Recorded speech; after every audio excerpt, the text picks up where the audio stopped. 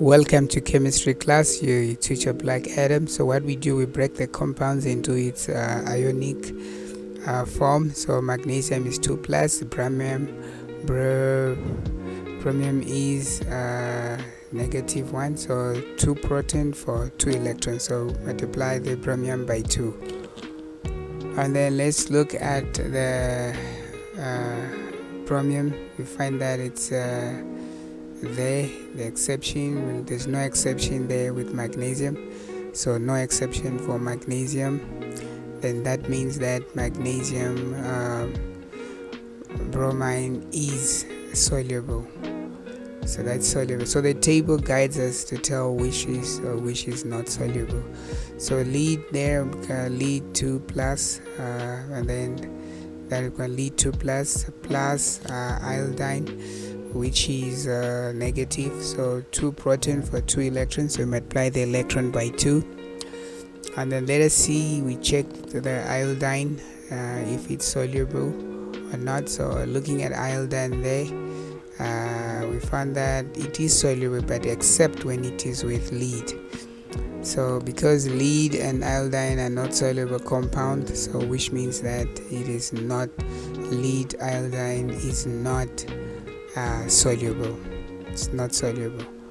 Then we go there and say the compound lead iodine is not soluble, so it's insoluble. Okay, so that's how we do it. We check the table of solubility. Ammonium carbonate, let us look at ammonium carbonate. Let's break it into ionic compound. So ammonium, that's +1, and then carbonate, that's 2 negative. Okay, so 1 proton for 2 electrons, so we multiply the proton by 2, and then let's look again at the carbonate. So we can see that from the information given, ammonium with any metal is not a problem. So ammonium with carbonate, ammonium carbonate is actually soluble, because in terms of carbonate is insoluble, but coming with the ammonium it becomes soluble according to the table. So ammonium compound with carbonate is soluble. So we have selenium hydroxide, so that is 2 plus, breaking into ionic compound, so that's going to be hydroxide -1, so 2 proton for 1, so we multiply the proton by 2 to balance. Then we check on the hydroxide. Hydroxide is insoluble with a lot of compounds, but except when it is with selenium. So in that case, selenium there, that's an exception there, so which means that hydroxide will be soluble in water. So that is the exception that we have. So selenium hydroxide will be soluble. And then we have so that is soluble, the solubility we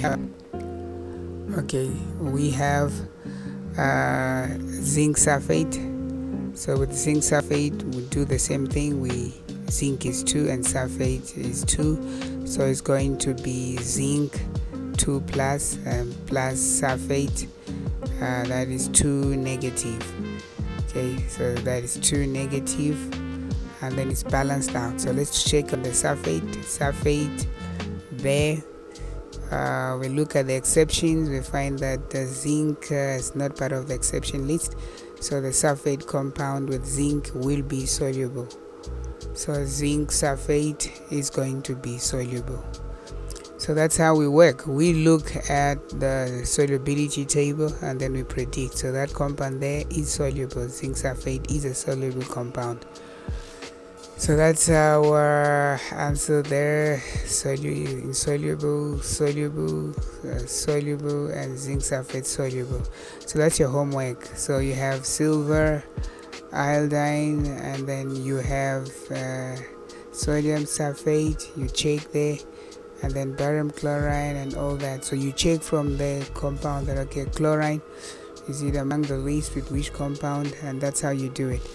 So I want to say thank you so much for watching, and don't forget to follow or subscribe or follow.